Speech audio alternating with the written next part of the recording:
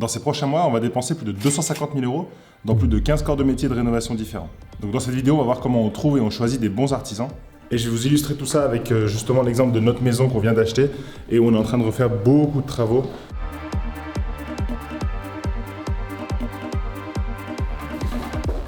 On a acheté une maison des années 70, dans un endroit super, vraiment la région est magnifique et la maison est très belle.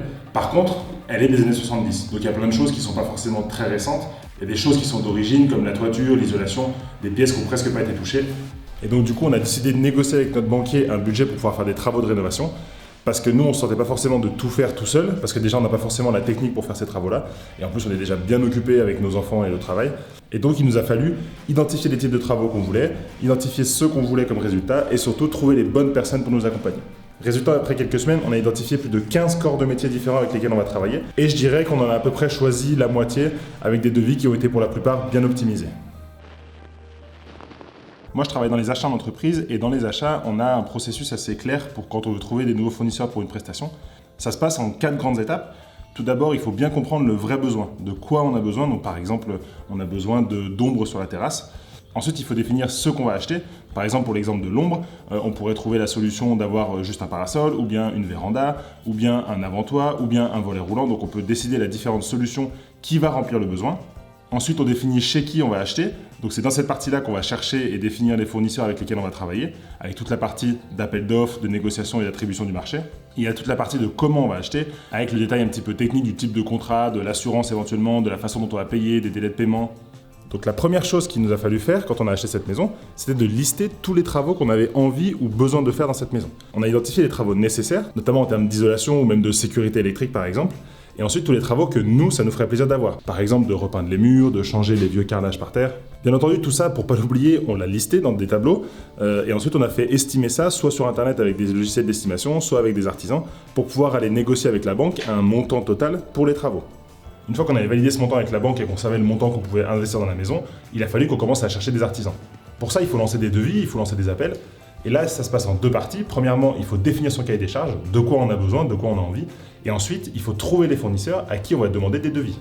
Je vais vous détailler ce que c'est que le cahier des charges. Je vais vous détailler comment on trouve les fournisseurs. Mais avant ça, laissez-moi vous lister et vous montrer tous les travaux qu'on a identifiés dans cette maison. Tout d'abord, première chose, il y a tout ce qui est obligatoire. Quand on achète une maison comme ça et qu'on va faire des rénovations, on est obligé de faire un diagnostic amiante pour vérifier s'il y a de l'amiante. Donc on a trouvé quelqu'un qui est venu, qui a fait des trous dans différents endroits de la maison. Vous voyez, ici, dans les carrelages. Et qui a ensuite analysé ça pour voir s'il y avait de l'amiante. Mauvaise nouvelle, il y avait de l'amiante. Donc le deuxième poste de travaux, ça va être le désamiantage. Il y a une entreprise qui va venir ici, qui va tout cloisonner les parties où il y a de l'amiante et qui va ensuite faire travailler des gens avec des combinaisons, des masques pour pouvoir gratter et aspirer l'amiante et récupérer les déchets et ensuite les évacuer dans des zones qui sont faites pour ça, pour que la maison soit entièrement désamiantée. Comme il y a de l'amiante dans les salles de bain ou dans les carrelages ici, on s'est dit qu'il fallait un carreleur. Donc on a cherché quelqu'un pour refaire les sanitaires et également pour refaire l'entrée et le salon où on va refaire également les sols. En haut. Donc là on est juste sous le toit. La bonne nouvelle de cette toiture, c'est que la charpente est très bonne, les poutres sont en très bon état. Par contre, la toiture est d'origine, du coup il va falloir refaire tout ça. On va donc changer l'intégralité des tuiles, la sous-couverture et on va aussi faire une isolation sous le toit pour avoir une meilleure performance énergétique de la maison.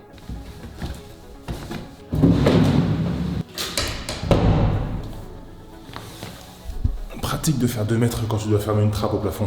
La maison, elle a aussi une extension dans les années 80 avec une toiture plate comme ça et on s'est rendu compte qu'il y a sûrement des fuites, donc il va falloir aussi isoler cette toiture plate. En plus d'isoler la toiture, c'est très important de faire une isolation périphérique de la maison. Donc du coup, on va rajouter tout autour de la maison à peu près une quinzaine de centimètres d'isolant. Un autre poste de travaux que ça implique, c'est de louer des échafaudages pour permettre aux ouvriers d'accéder au toit et à la façade pendant la totalité des travaux. Il y aura aussi quelques travaux de maçonnerie à prévoir autour de la maison pour pouvoir faire les travaux d'isolation. Ce panneau électrique est d'époque, du coup il va falloir le changer. En plus il y a de l'amiante dedans, donc toute l'installation électrique est à refaire. Dans l'extension qui a été construite après, les fenêtres sont d'origine donc de 86 je crois. Donc du coup il faut nous changer quelques fenêtres dans cette pièce-là. Pour définir ce qu'on doit faire en termes d'isolation, on doit faire appel à un ingénieur thermicien. Alors j'ai de la chance, j'ai un ami à moi qui travaille dans une entreprise d'ingénieurs thermiciens, donc on l'a mandaté pour nous aider là-dessus. Il y a pas mal de documents officiels à faire et puis de priorisation dans les travaux, et donc il nous aide à définir qu'est-ce qu'il faut faire absolument. Dans la plupart des chambres, je vous l'ai montré la semaine dernière, il y avait du papier peint au mur, il y avait 3 à 4 couches de papier peint, donc du coup on a tout retiré et derrière on va prendre les services d'un plâtrier peintre Donc pour refaire un petit peu les différents endroits où il y a un peu des trous dans les murs et refaire ensuite du crépi et repeindre que ce soit les plafonds et les murs dans l'intégralité de la maison. Pour les sanitaires, il faut forcément tout retirer avant l'amiante et donc on s'est dit qu'on allait tout refaire. Donc il nous faut une entreprise de sanitaire pour tout démonter avant le passage du désamianteur et ensuite refaire la salle de bain. Le chauffage actuellement c'est avec une vieille chaudière qui était une ancienne chaudière à mazout qui a été transformée en chaudière à gaz mais qui date quand même de 2003, donc on va sûrement la changer pour une pompe à chaleur. Et on va aussi sur le toit installer des panneaux photovoltaïques pour pouvoir rendre la maison un peu plus autonome en énergie. Comme vous le voyez, il y a beaucoup de soleil, donc il va clairement falloir qu'on prévoie des gens pour des volets ou des stores, notamment pour la nuit ou l'été s'il fait beaucoup trop de soleil dehors et qu'il y a trop de luminosité et trop de chaleur. Et enfin, on aimerait remplacer ça par une future véranda qui serait ici devant la maison. Mais ça, c'est un peu le rêve inatteignable vu le budget actuel des travaux. Et donc ça nous fait déjà 17 postes de travaux, 17 artisans différents. Alors après, il y en a qui font plusieurs choses en même temps. Et encore, je ne vous ai pas parlé de tout ce qu'on va faire nous-mêmes, comme par exemple retirer les papiers peints, retirer des parquets, changer le parquet dans l'escalier, changer le parquet dans 2 chambres en haut, repeindre les radiateurs. Et donc trouver des artisans pour 17 types de travaux différents, vous imaginez bien que ça peut devenir très rapidement un vrai calvaire. Alors on peut faire appel à des pros pour ça, donc des architectes ou des cabinets qui font de la direction de travaux. Le problème c'est que ça coûte très très cher. Et nous on préfère clairement pouvoir mettre cet argent-là dans des travaux dans notre maison. J'ai la chance aujourd'hui d'avoir ma compagne qui est en congé maternité. Du coup elle arrive à trouver des moments pour passer des coups de fil, envoyer des mails ou recevoir les artisans à la maison. Vu qu'aujourd'hui la maison dans laquelle on vit est quand même à plus de 100 km d'ici. Surtout elle s'est passionnée de ça, donc elle passe énormément de temps à gérer tout ça et donc je la remercie vraiment pour ça. Et donc pour trouver ces 17 artisans, déjà il faut définir le cahier des charges. Un cahier des charges, qu'est-ce que c'est? C'est la liste des spécifications que vous allez demander à votre fournisseur et sur lequel vous allez pouvoir l'évaluer pour dire si oui ou non le travail a été bien fait. Le cahier des charges en général, il contient 5 parties. Tout d'abord, il y a tout ce qui est le contexte. Le contexte, c'est de dire on est un couple de jeunes parents, on vient s'installer dans la région, on habite là aujourd'hui, on a besoin d'aide sur ces travaux, on a besoin que vous soyez en autonomie, voilà notre timing, voilà notre planning. Ensuite, la deuxième partie, c'est d'expliquer comment se déroule le projet ou comment se déroule l'appel d'offres. Là, ça va être d'expliquer à la personne quand est-ce que vous attendez son retour d'offre, quel type de détails vous voulez. Par exemple, si vous avez envie de connaître le prix des matériaux achetés plus le prix de la main-d'œuvre, de lui demander ce type de détails-là. De lui dire aussi tous les éléments de planning, donc quand est-ce que vous voulez qu'il commence, quelles sont les contraintes. Par exemple, nous pour le carreleur, on doit attendre que le désamiantage soit terminé. Pour le peintre, on doit attendre que les fenêtres soient posées. Donc toutes ces choses-là, c'est des contraintes de planning. Il faut aussi lui demander ses contraintes à lui. S'il est bien chargé et qu'il n'a pas de disponibilité, d'indiquer quand est-ce qu'il peut commencer les travaux, de combien de temps il a besoin pour faire ces travaux-là. Petit conseil à la volée, vous allez discuter avec plein de gens quand vous faites des rénovations. Nous, on a, je pense, une trentaine ou une quarantaine d'interlocuteurs différents. Et en fait, on oublie très vite ce qu'on s'est dit.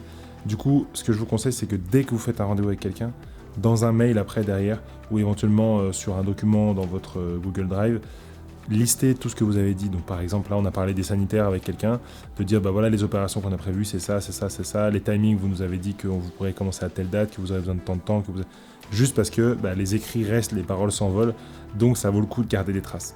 Très important. Ensuite, on parle du besoin. Donc le besoin, c'est paraît bête, mais c'est d'expliquer de quoi on a besoin. Il y a 2 types de besoins. Il y a le besoin fonctionnel et le besoin technique. Le besoin fonctionnel, c'est vous allez dire une obligation de résultat. Donc de dire par exemple, je veux un sol posé dans l'intégralité de ma pièce.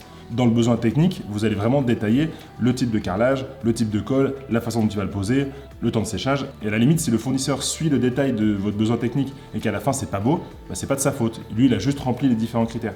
Alors que dans un besoin fonctionnel, vous donnez une obligation de résultat et pas une obligation de moyens. Et donc c'est lui qui s'engage sur le résultat. Et là, pour nous, ce qui a été difficile, c'est que c'est difficile d'estimer notre besoin quand on ne connaît pas forcément les prix derrière. Forcément, on adorerait avoir un magnifique carrelage, on adorerait avoir des magnifiques fenêtres, des volets ou des choses comme ça, mais si ça coûte 30 000, 40 000 à chaque fois, on ne peut pas se le permettre. Donc, il faut réussir à trouver le juste équilibre entre je définis un besoin qui soit sympa, mais pas trop cher, en tout cas que j'estime pas trop cher, pour ne pas faire non plus des milliers de devis, et réussir surtout à ne pas perdre trop de temps. Ensuite, il y a tout ce qui concerne le prix. Dans cette partie-là, on va demander au fournisseur de remplir éventuellement une grille de détail des prix. Et enfin, il y a tout ce qui concerne le contrat. Dans certains types de travaux, c'est important d'avoir des contrats avec les fournisseurs, notamment pour tout ce qui est assurance ou garantie. Et donc, il faut aussi discuter cette partie contractuelle. Quand vous allez faire quelque chose de petit à 5 000 francs ou à 5 000 euros, ça ne vaut pas forcément le coup de le faire. Mais quand vous avez des gros travaux à 50 000 sur, j'en sais rien, la toiture, l'isolation, ça vaut le coup de poser un contrat en bonne et due forme pour éviter que s'il y a des soucis, on ne sache pas exactement vers qui se retourner. Et donc, je vous le disais, on a choisi environ une dizaine d'artisans pour faire tous ces travaux-là. Comment on les a trouvés? Alors, il y a 3 façons pour moi de trouver des bons artisans. Tout d'abord, il y a tout ce qui est le réseau personnel et les recommandations. La première chose à faire, c'est d'écrire à votre entourage ou de parler à votre entourage des travaux que vous allez faire et de demander est-ce que vous connaissez quelqu'un qui fait ça? Est-ce que vous avez récemment fait des travaux comme ça? Quelques exemples, ma chérie a un ancien collègue d'un job étudiant qu'elle faisait plus jeune qui maintenant a une entreprise qui gère du photovoltaïque et de la toiture. Donc lui, il va nous faire des devis et la relation est beaucoup plus sympa puisqu'ils se connaissent déjà. Moi, j'ai demandé à un ami à moi qui a fait des travaux récemment de me donner des contacts de carreleurs et de parquettistes. Le fait d'avoir des recommandations de son entourage, ça permet d'aller plutôt avec des bons artisans, en tout cas avec des gens dont vous avez au moins un retour d'expérience. Et ça peut permettre aussi à l'inverse d'être recommandé auprès de l'artisan. Quand un artisan est bon, il est blindé sur ses délais, il n'a aucune disponibilité, donc il va travailler qu'avec des gens avec qui il a envie de travailler. Si vous connaissez quelqu'un qui a déjà travaillé avec lui, qui peut l'appeler en lui disant « Tiens, j'ai mon frère qui cherche quelqu'un pour faire son carrelage, est-ce que tu pourrais lui filer un coup de main ?» Il va forcément prioriser ça. La deuxième façon, ça va être tout ce qui est le réseau éloigné, avec les réseaux sociaux par exemple. Aujourd'hui, vous pouvez très facilement sur Facebook, dans des groupes Facebook, poser des questions sur des recommandations. Je recherche un chasseur de biens sur telle ville, je recherche un cuisiniste à tel endroit. Il ne faut pas prendre cette information sans réfléchir. Par contre, si vous avez un nom qui revient 3-4 fois, vous pouvez vous dire que c'est une bonne entreprise. Et surtout, vous pouvez écrire en privé aux différentes personnes qui vous ont recommandé ça pour savoir quelle a été leur expérience, qu'est-ce qui a bien marché, qu'est-ce qui a moins bien marché. Et ensuite, la troisième partie, c'est tout ce qui est Internet et les avis. Aujourd'hui, toutes les entreprises ont souvent un site Internet ou au moins une petite page Facebook. On peut laisser des avis dessus, donc vous pouvez rapidement vous faire une idée sur est-ce que la personne est fiable, est-ce que les délais sont bons, est-ce que c'est une entreprise qui existe depuis longtemps, et surtout une règle d'or, demandez toujours au moins 2 ou 3 devis, ça vous permet de pouvoir comparer les devis. Vous ne pourrez pas négocier si vous n'avez pas un prix de comparaison. Donc si vous avez 2 devis, vous pouvez au moins voir les différentes étapes et comment les artisans les ont chiffrés. Et ensuite, vous pouvez négocier une partie avec un artisan. Voilà, normalement, avec tout ça, vous devriez être armé pour pouvoir trouver des bons artisans. En tout cas, nous, on est quasiment à la phase où on va commencer les travaux réellement avec les premiers artisans, donc le désamiantage, puis ensuite le carreleur. Je vous ferai un bilan d'avancée sur le chantier pour notamment vous partager les bonnes et les mauvaises nouvelles. En tout cas, on est super content de pouvoir se lancer dans ces travaux pour réaliser une super maison pour nous et nos enfants. Si vous voulez voir la galère que ça a été de trouver cette maison avec plus de 40 visites qu'on a fait en un an, je vous invite à aller voir cette vidéo. On a vraiment failli craquer et on est passé à 2 doigts de rater cette magnifique maison. Allez, on se voit là-bas au dimanche prochain et d'ici là, négociez mieux et soyez audacieux. Ciao!